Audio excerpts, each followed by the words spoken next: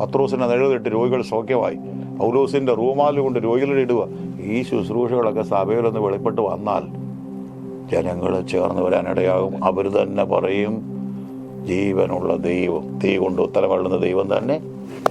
ഇതിന്റെ തന്നെ ഒരു മറുവശം പറയട്ടെ, ഇതിലോട്ട് കോൺസെൻട്രേറ്റ് ചെയ്ത് വചനത്തെ ഒന്നും ചിന്തിക്കാതെ അങ്ങനെ ചെയ്യുന്നുണ്ട്. ചിലത് നമുക്കറിയാം, ചിലടത്ത് ചെയ്യുന്ന ബ്രദറെ ഞാൻ ശുശ്രൂഷിക്കാൻ ഞാൻ ഒരു അരമണിക്കൂറോ 3/4 മണിക്കൂറോ വചനം പറയാതെ ഞാൻ ഒരു മാനവശേഷനും പോകത്തില്ല.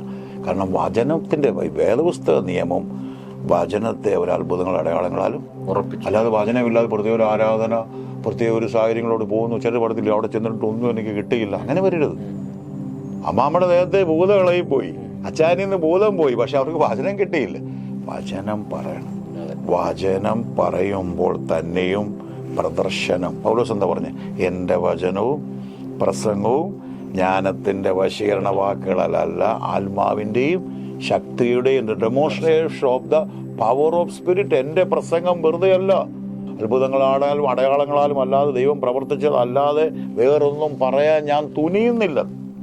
യേശുവിനെ കുറിച്ച് എന്തോ പത്രോസിന്റെ കാച്ചിക്കുറിക്കുള്ള പ്രസംഗം കൊർന്നലൂസിന്റെ ഭവനത്തിൽ വെച്ച് നന്മ ചെയ്തു പിശാച് ബാധിച്ചവരെ സൗഖ്യവാങ്ങി നടന്ന വർത്തമാനം. യേശു എന്താ പറഞ്ഞ്? നിങ്ങൾ എന്നെ വിശ്വസിക്കേണ്ട ഒന്നും വേണ്ട, പ്രവൃത്തിയിൽ വിശ്വസിപ്പിൻ. യേശു അതല്ലേ പറഞ്ഞ്, ഞാൻ നിങ്ങളുടെ മുമ്പിൽ ചെയ്ത പ്രവൃത്തികൾ നിങ്ങൾ വിശ്വസിപ്പിൻ.